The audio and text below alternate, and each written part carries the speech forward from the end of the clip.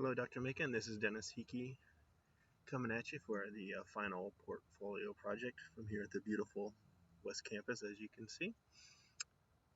On this project, I got the idea for this fictitious business while I was working in Alaska and some of the more remote regions, and thinking about how it would be really nice to have some sort of delivery and ride sharing services in those remote areas. So, without further ado, we will go to our presentation on the Fake Town delivery and ride sharing services.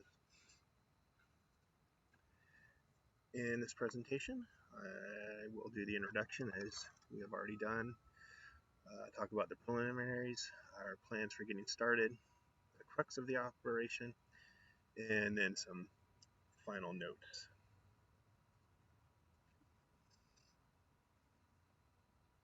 Starting with the overview. For this project, the fictitious company will be a startup that aims to bring mobile app-based ride-sharing and food delivery services to a remote fictitious town that lacks these services, but does already have the basic infrastructure in place to support such a venture. The idea is that there is a city that resides in a remote part of a country, and perhaps it is a type of boom town that is heavily dependent on a single industry, such as mining, oil, drilling, scientific research, extreme tourism, etc., etc. The actual industry will be irrelevant, but it will be assumed that it is a thriving one, such that the fictitious town is well off and modestly populated, and that the infrastructure and demand exist that would warrant this type of venture, and ergo lead to a high chance of success, given that we make the right choices. So, preliminary. After researching the success and popularity of the ride-sharing and food delivery apps in other markets, we feel confident that a similar but slightly different model can be adopted and adapted to function in our target market. Normally, in this industry, the companies simply provide the application and potential employees sign on to provide the labor with their own personal vehicle and basically act as independent contractors. This is one of the major areas where we will differ, at least from the start.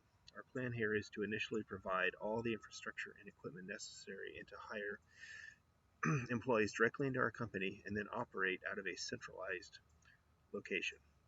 Precisely what and how much equipment will be required will be fleshed out over the coming months, but it is certain that the requirements will include things such as modern smartphones or tablets, a fleet of new economical vehicles, an office location attached to a warehouse or a large garage, and finally a modern server for web hosting, database operations, data storage, email service, internet access, and all other general operations.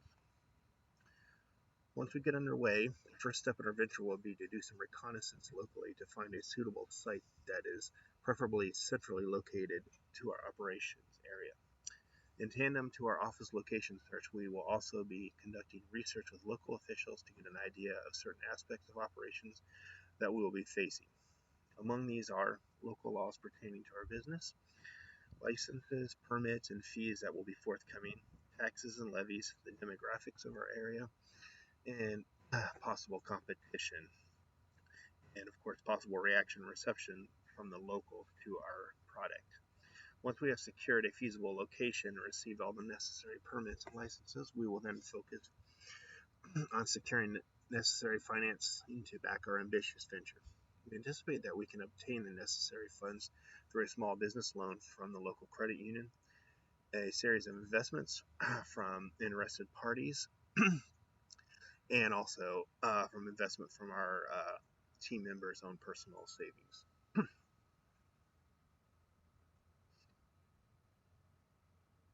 As we set up shop in our new location, we also intend to run a small marketing campaign that will entail mailing out advertisements and distributing flyers and coupons in person at local venues.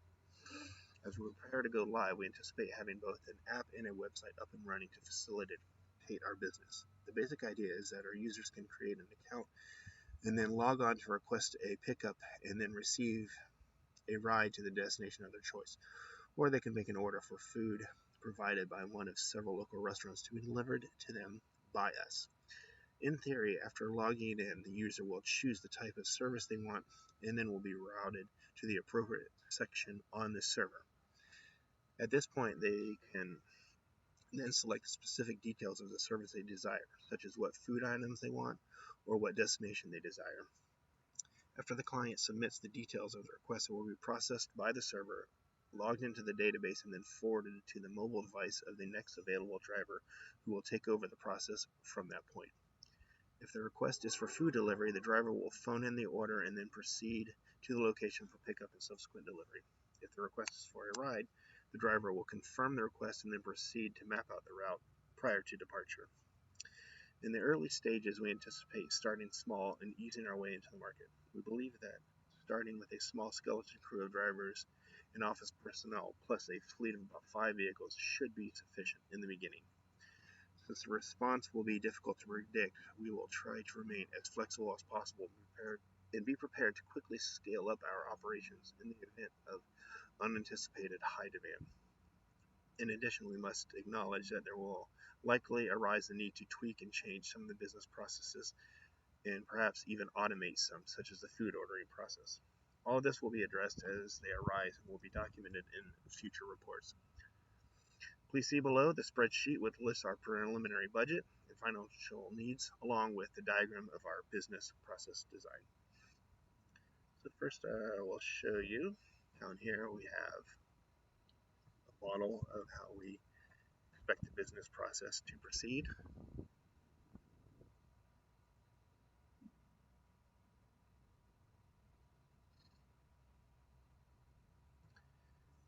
As you can see, the clients here will log in. It'll prompt them whether or not they are a new or returning user, and it will proceed from there. And then at that point, they can request either food delivery or request a ride, and the server will process it from there. They can enter all the details, and then from that point, the details will be logged into our centralized server database. The request will be forwarded to the proper available driver, and then once the orders are complete, final confirmation will also be logged into our server database. And then as a final note, I have here in our Excel spreadsheet some estimates of some of the financing and budgeting that will be needed. This will all be included in the final and future reports. All right, I want to thank you again, Dr. Macon, for all your time and help this semester. It has been quite a pleasure. Hope to see you again in the future.